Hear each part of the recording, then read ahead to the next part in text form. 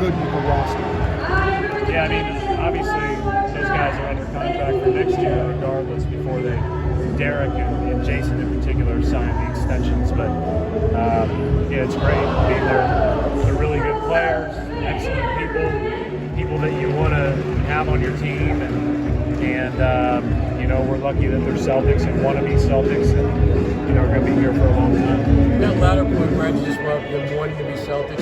Speak to the importance of having guys not only on looking obviously to play, but also want to play for this franchise. Yeah, I mean, I think those guys value all the good things about being a part of a team, about winning, about what the environment should feel like every day. And, you know, I give everybody credit for that. I give them, I give the coaches, you know, everybody that works there credit for it's just it's a very supportive, fun place to be.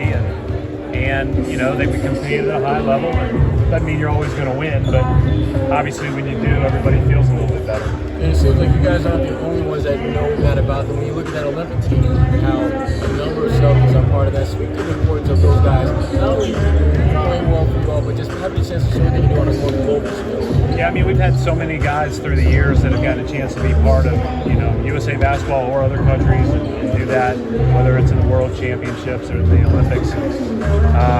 You know, I think that those are good opportunities. And you know, I'm looking forward to watching them play. What's your message to Jaylen? Obviously, he was a little frustrated being left off the team. He shared that with us the other day here. What's kind of the message to him? You know, obviously he got Finals MVP. He's gotten a lot of recognition over the last year, but still wanting to prove himself a little bit in that sense. Yeah, Jaylen's a great player. Jaylen, you know, I don't think there's any doubt that Jaylen could be on any team, could be on any Olympic team in any year, right? And but at the end of the day, you know, I think his approach, and you know, he talked about how he called Derek. He talked about his own feelings from it. But I know this about Jaylen: whether he has success and gets all the accolades like Finals MVP or Eastern Conference Finals MVP, or if he feels like he got left off the team, I know he's going to be motivated and hungry regardless. That's what I've always loved about him. You know, he always comes back to work. I want to get your reaction as well to Wyc putting the team up for sale, and how's that process going to impact your job over the coming years here, you feel like?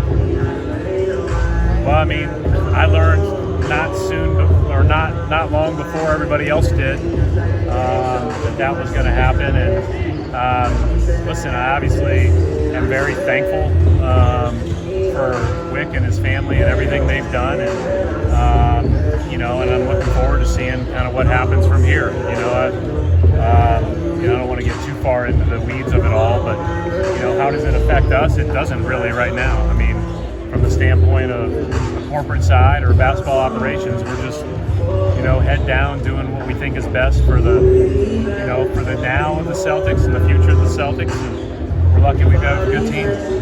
Last question. Open on Oshae Brissett returning. And What's that? Is the door still open on Oshae Brissett returning? And do you have any considerations for that last roster spot right now? Yeah, I mean, I think we have to be mindful of, with the last roster spot, what our needs might be, right? And Oshae had a terrific year with us, not only when he got the opportunity on the court, but as a teammate and as a person.